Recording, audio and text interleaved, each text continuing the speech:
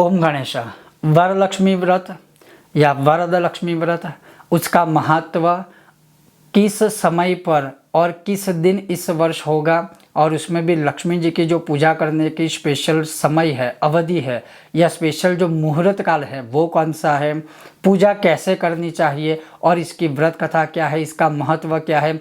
और इसी वरलक्ष्मी को वरद लक्ष्मी भी कहते हैं और साथ में पुत्र पद या संतान प्रद लक्ष्मी व्रत भी कहा जाता है। और क्यों, वो आज सर्वस्व बहुत ही संक्षिप्त में मैं आपको श्रवण करवाऊंगा। अगर आपको यह विषय वीडियो पसंद आए, लाइक करें, शेयर करें, चैनल पर नए हो तो सब्सक्राइब करके घंटी का चिन्ह दबाइएगा। सबसे पहला प्रश्न है कि यह व्रत कौन कर सकते हैं, क्या सिर्फ स्त्रियां महिलाएं कर सकती है या पुरुष भी कर सकते हैं। तो इसका उत्तर ये है कि यह व्रत कोई भी कर सकता है, सिर्फ गर्भवती महिलाएं, छोटे बच्चे, बड़े बुजुर्ग, जो अस्वस्थ है, बीमार है, उन लोगों को नहीं करना चाहिए। वो भगवान की भक्ति कर सकते हैं, अर्थात महालक्ष्मी जी का स्मरण, स्तोत्र, श्रवण, पाठ आदि सब कुछ कर सकते हैं, लेकिन उनको यह व्रत नहीं करना है। इसके अलावा कोई भी स्त्री या पुरुष कोई भी यह व्रत कर सकता है। दूसरा, यह व्रत इस वर्ष किस दिन है, तो यह व्रत इस वर्ष 16 अगस्त शुक्रवार को रहेगा। शुभ समय कौन सा है लक्ष्मी जी की स्थापना करने के लिए या फिर लक्ष्मी जी की पूजा करने के लिए, तो सबसे पहला जो शुभ समय है वह है सुबह 6:22 से आरंभ करके 8:34 तक। दूसरा समय है दोपहर के 12:59 से लेकर दोपहर के 3:15 तक। तीसरा समय है शाम के 7:06 से आरंभ करके 8:39 तक। और चौथा समय है रात्रि काल के 11:50 से आरंभ करके रात्रि अर्थात तिथि के अनुसार मध्य रात्रि और तारीख के अनुसार 1:49 तक। ये 4 मुहूर्त है जिसमें आप यह लक्ष्मी जी की पूजा आदि कर सकते हो। अब लक्ष्मी जी की पूजा कैसे करनी है वह भी श्रवण कीजिए। इसमें 2 प्रकार से आप पूजा कर सकते हैं। एक जो प्रकार है वो ये है कि अगर आप मंदिर के सामने ही लक्ष्मी जी की पूजा करने चाहते हो तो आप मंदिर के सामने बैठकर बिना चौकी या स्थापन किए भी पूजा कर सकते हो।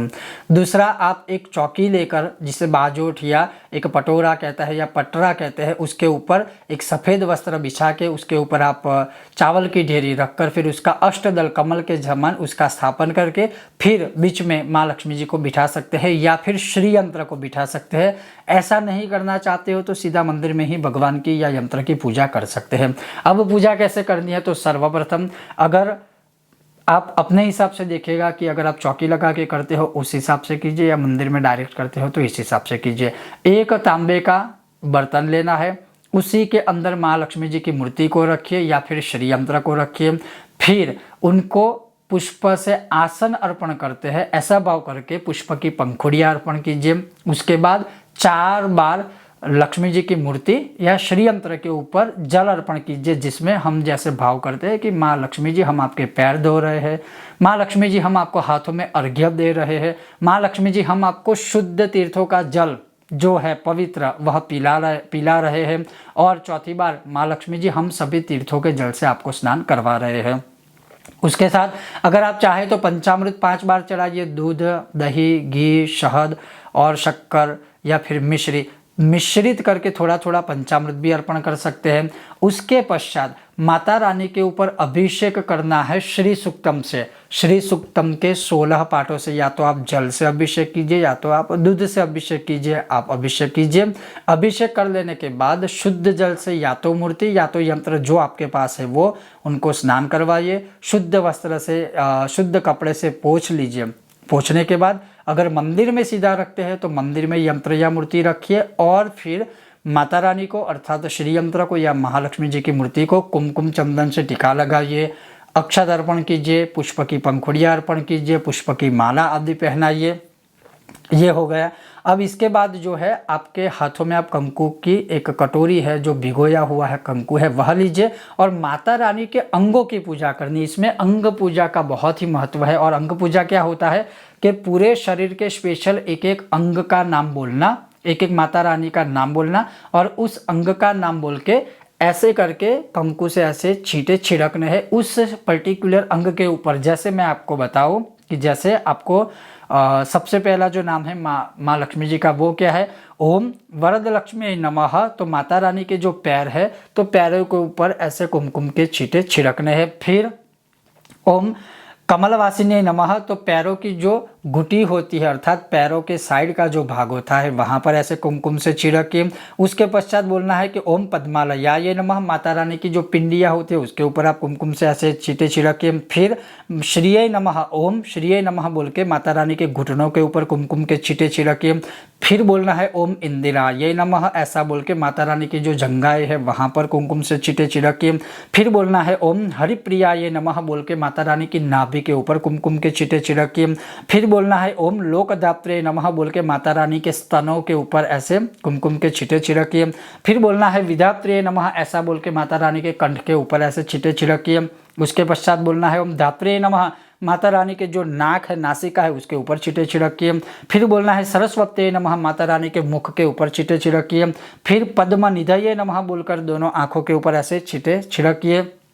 फिर ओम मंगले नमः बोल के दोनों कानों के ऊपर कुमकुम के छींटे छिड़किए। उसके बाद ओम क्षीर सागर जाये नमः, माता रानी के ललाट के ऊपर ऐसे कुमकुम के छींटे छिड़किए। फिर बोलना है ओम श्री महालक्ष्मी नमः बोल के माता रानी के मस्तक के ऊपर ऐसे कुमकुम के छींटे छिड़किए। और फिर ओम श्री महाकाली नमः बोल के दोनों हाथों से सभी अंगों के ऊपर अर्थात सभी अंगों के ऊपर कुमकुम के छींटे ऐसे छिड़कने हैं थोड़े थोड़े करके। ये हो गया। इसके पश्चात माता रानी के सामने मुखवास अर्थात जो पूजा का जो पत्ता होता है, मुखवास के रूप में जो पान होता है वह पान, उसमें इलची लौंग या मुखवास का एक जो स्पेशल पान होता है वह माता रानी के सामने लगाइए अर्थात भोग के स्वरूप में रखिए। फल रखिए, फ्रूट ड्राई फ्रूट आदि जो भी है वह रखिए। श्रीखंड का भोग माता लक्ष्मी जी को बहुत प्रिय है तो वो आप लगा सकते हैं। खीर का प्रसाद है वो लगा सकते हैं। कथा में तो वैसे लिखा है कि 21 प्रकार के अलग अलग पकवान होते हैं वो करने चाहिए, लेकिन ऐसा ना करके भी प्रैक्टिकली सोचे तो अगर श्रीखंड या खीर का प्रसाद भी लगाएंगे या अलग अलग प्रकार की जो मिठाइयाँ है वह भी माता रानी को अगर भोग के स्वरूप में लगाएंगे तो भी चलेगा। फिर बाद में वह प्रसाद के स्वरूप में आप खा सकते हो। उसके पश्चात माता रानी को साड़ी जो है साड़ी वो पहनानी है या फिर अर्पण कीजिए वही जो साड़ी है, बाद में वह आप प्रसाद के रूप में माता जी के आशीर्वाद के रूप में जो भी घर में स्त्री महिलाएं हैं वह पहन सकती है। उसी प्रकार से माता रानी के आगे अलंकार श्रृंगार, चाहे वो चूड़ियाँ है, बिंदी आदि है, जो भी महिलाएं जो श्रृंगार पहनती है वह माता रानी के आगे रखिए, फिर बाद में वो भी प्रसाद के रूप में वह पहनती है। उसके पश्चात जो है माता जी के राइट हैंड में, ध्यान से सुनिएगा, इसके पश्चात माता जी के राइट हैंड में हमें एक धागा बांधना है। वो जो कलावा होता है उस कलावा के रूप में भी बांध सकते हो या फिर सफ़ेद रंग का अगर कोई सूत आदि है तो उस सूत को थोड़ा अधिक बार लपेटिए और फिर पहनाइए। तो माता रानी के राइट हैंड में वो पहनाइए और वैसे ही वो जो सूत है वह सूत आप स्वयं भी, अगर कोई मैरिड महिला है जो परिणित स्त्रियां या महिलाएं हैं वो अपने लेफ्ट हैंड बाएं हाथ में पहने और जो अपरिणित लड़कियां या फिर जो जेंट्स पुरुष है वह अपने राइट हैंड में वह धागा पहन सकते हैं। वो माता लक्ष्मी जी का वरद लक्ष्मी व्रत का जो है वह प्रसाद के स्वरूप में वह रक्षा कवच की तरह काम करेगा और वरदान भी देगा। तो इस प्रकार से वह धागा प्रसाद के स्वरूप में पहन सकते हो। फिर भी बहुत सारी जगहों पर भिन्न भिन्न रीति रिवाज है तो आप उस तरह से उसका आचरण कर सकते हो। इसके बाद क्या है तो माता रानी से फिर क्षमा याचना करनी है कि अगर पूजा में हमसे कोई गलती हो गई हो तो हे माँ मैया हमें आप क्षमा कीजिएगा। और उससे पूर्व माता रानी के राइट हैंड साइड में गौ माता के घी का दीपक प्रज्वलित करें और एक धूप बत्ती प्रज्वलित करें, फिर माता रानी की आरती करें और फिर क्षमा याचना करें। इस प्रकार से वरद लक्ष्मी व्रत में लक्ष्मी जी की या श्री यंत्र की पूजा करके इस प्रकार के इसका आचरण करें। और यह व्रत करने के बाद व्रत कथा के बिना कभी भी कोई व्रत पूर्ण होता नहीं है। तो कथा या तो पढ़िए माता रानी के सामने या फिर घर के सभी सदस्य एकत्रित होके एक कथा पढ़ेगा और बाकी सब सुनेंगे। तो सुनने से भी माँ लक्ष्मी की कृपा प्राप्त होती है। और इस वर या वरद लक्ष्मी व्रत की जो कथा है वो ये है कि एक समय की बात है जब भगवान शिव जी और माता पार्वती जी कैलाश पर्वत पर अक्ष क्रीड़ा कर रहे थे। उस समय फिर दोनों में विवाद हुआ। माँ पार्वती जी बोली कि हम जीत गए, शिव जी बोले कि हम जीत गए। उस समय पर जो चित्रनेमी था वह बोला कि महादेव जी जीते हैं। तो माता पार्वती को ऐसा लगा कि ये दुष्ट भाषण अर्थात असत्य बोले हैं। तो असत्य बोलने का कारण उनको ऐसा लगा कि ये महादेव जी के पक्ष में बोल रहे हैं। तो माता जी ने क्रोध में आकर उनको श्राप दिया कि तू पृथ्वी पर गिरेगा और तू कोढ़ित हो जाएगा, तुझे चमड़ी का रोग होगा। फिर महादेव जी उनके पक्ष में बोले, चित्रनेमी के पक्ष में, कि मैया हे गौरी, मैं इसे जानता हूँ, ये असत्य भाषित नहीं है, ये बिल्कुल भी दुराचारी नहीं है, ये कभी झूठ बोलता ही नहीं है। तो कृपया करके आपने जो श्राप दिया है उस श्राप को आप किसी भी प्रकार से नष्ट कीजिए। फिर पार्वती मैया ने बोला कि एक बार जो श्राप दे दिया है वह कभी नष्ट नहीं होता है, तो अवश्य श्राप तो भुगतना पड़ेगा। लेकिन मैं ये कहती हूँ कि जब भी वो पृथ्वी पर यह श्राप भुगतेगा तब वह सरोवर के किनारे रहेगा और उस समय पर जब अप्सराएं आएगी तब यह श्राप में से मुक्त होगा, एक व्रत करने के बाद। फिर हुआ भी ऐसे ही, जब वह पृथ्वी पर पड़ा तो सरोवर के नज़दीक था, उतने में वहाँ अप्सराएं आई। अप्सराओं को आते हुए देखकर उसे पता चल गया कि अब कहीं ना कहीं मैं श्राप से मुक्त हो जाऊंगा, जिस तरह से माता पार्वती ने हमें बताया था। तो उस समय पर वह अप्सरा वहाँ पर आई। फिर अप्सराओं को नमस्कार करके वह चित्र ने भी बोला कि आप आइए, आपका स्वागत है, और आप यहाँ क्यों आई है वह मुझे बताइए। तब अप्सरा वहाँ पूजा करने की शुरुआत करती है। फिर से वह चित्र ने भी पूछ रहा है कि आप यह क्या कर रहे हैं, यह कौन सा व्रत है, यह करने से क्या फल मिलता है, वह सारा वृत्तांत आप मुझे श्रवण कराए।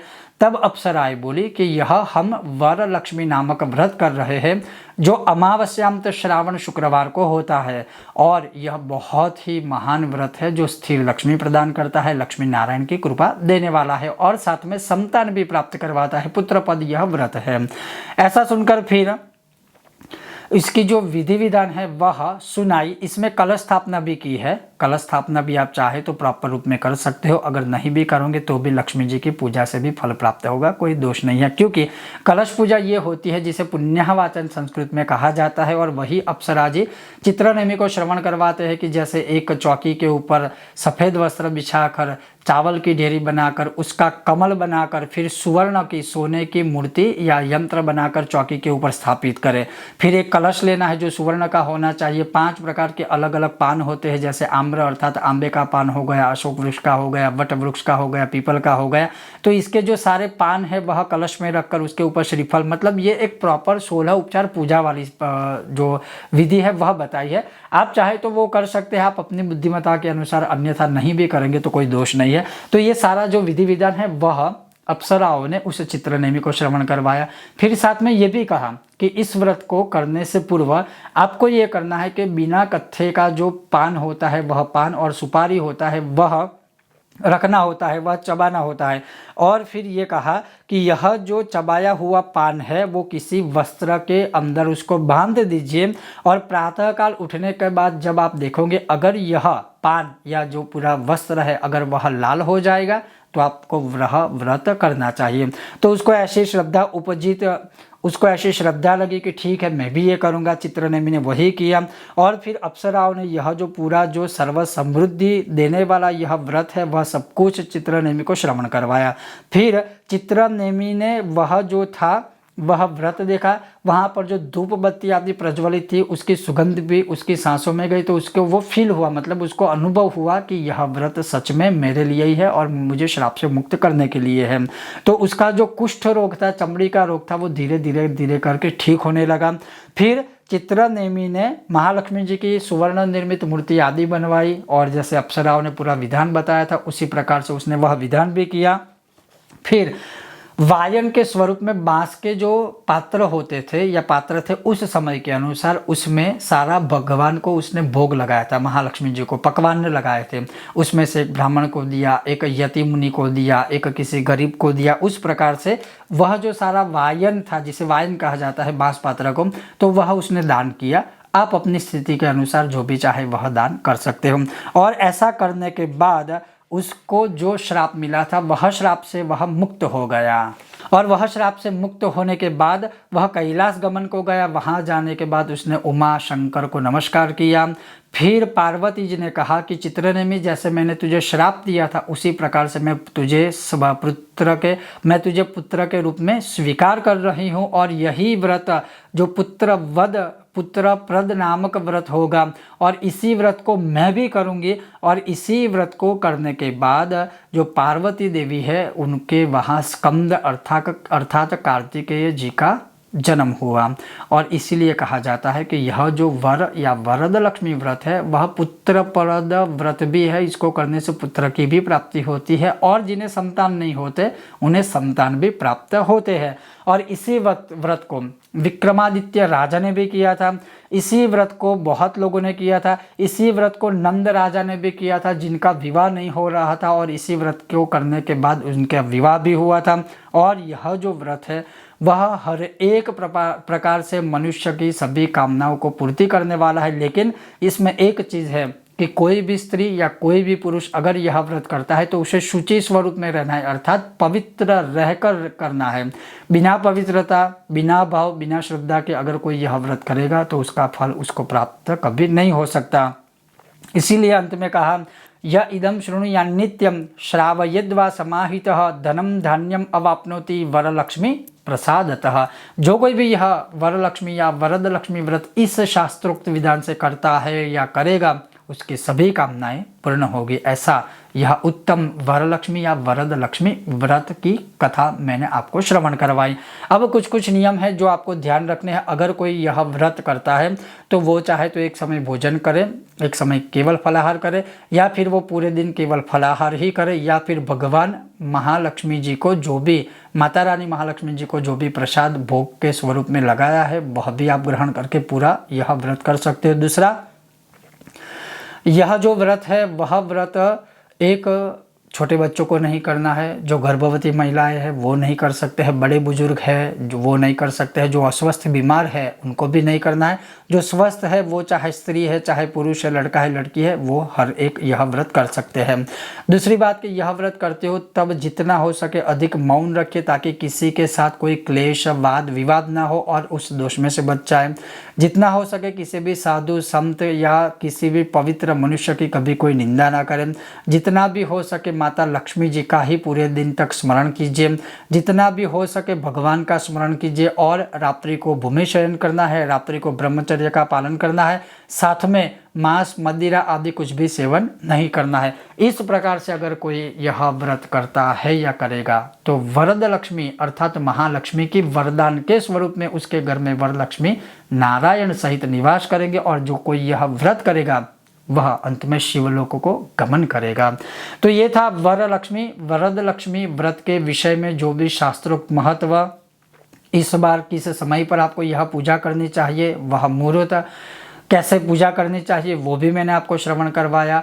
अगर आपको यह विषय वीडियो पसंद आया हो लाइक करें, शेयर करें, चैनल पर नए हो तो सब्सक्राइब करके घंटे का चिन्ह दबाइएगा।